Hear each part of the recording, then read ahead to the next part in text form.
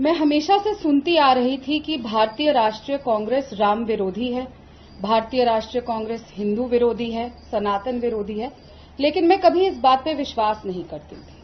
लगातार 22 साल में इस पार्टी में रही और हमेशा से पार्टी के बाहर भी अंदर भी हमेशा से ये सुनने को मिलता था, पर मैं कभी विश्वास नहीं करती थी। और हम कांग्रेस के सबसे बड़े नेता, आज तक के सबसे बड़े नेता महात्मा गांधी जी की तो हर सभा की शुरुआत ही रघुपति राघव राजाराम से होती थी, तो हम कभी सोच ही नहीं सकते थे और मैं मानती ही नहीं थी जब भी कोई चीज सामने आती थी। लेकिन मेरी आंखों से पर्दा उस दिन हटा, सच्चाई मेरी आंखों के सामने उस दिन आई जब मैं स्वयं रामलला के दर्शन करने गई।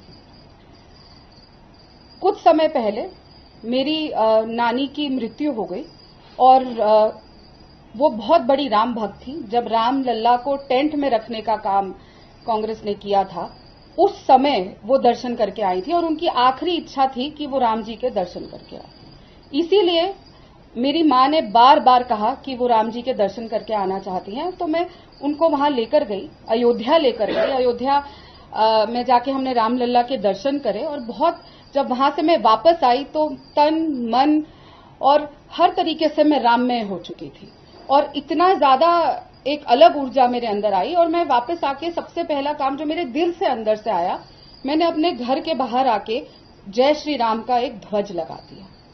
बस वो ध्वज लगाने की देरी थी कि आग लग गई। और उसी समय से हमारी पार्टी, मतलब जिस पार्टी में मैं पहले थी, कांग्रेस पार्टी ने मेरे से नफरत करनी शुरू कर दी।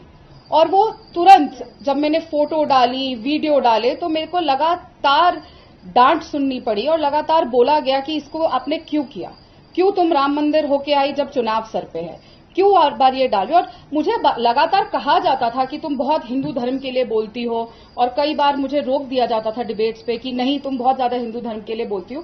क्या अपने धर्म का स्टैंड लेना गलत है? मैं तब समझ नहीं पाती थी।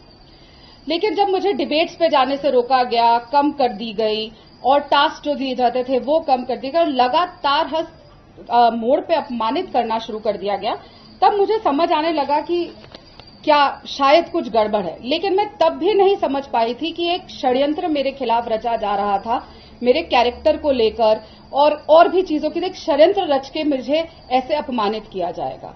मैं छत्तीसगढ़ के चुनाव की मीडिया की प्रभारी बनी और ये मेरा तीसरा बार था। 2 विधानसभा चुनाव भी मैं बतौर मीडिया प्रभारी वहां काम कर चुकी हूं और इस बार लोकसभा चुनाव पे मेरी जिम्मेदारी थी।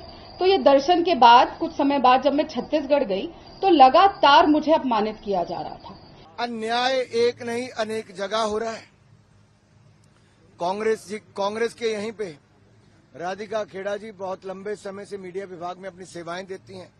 उनके साथ जिस तरह से दुर्व्यवहार, अत्याचार किया गया और जिस तरह से अगर उनका राम मंदिर में माथा टेकना ही गुनाह था और उनको साथ जो हुआ उसका तो आपने बयान देखा भी होगा। अब इससे पहले प्रियंका चतुर्वेदी जी हों या फिर उनके एक और प्रवक्ता अंकिता दत्ता, इनके साथ और ऐसी अनेक कांग्रेस की कार्यकर्ताओं के साथ न्याय नहीं मिल पाया। प्रियंका जी कहती थी लड़की हूं, लड़ सकती हूं, लेकिन ना वो अपनी टिकट के लिए लड़ पाई, न इन महिला प्रवक्ताओं के और मीडिया प्रबंधन वाले अपने कांग्रेस के नेत्रियों के लिए।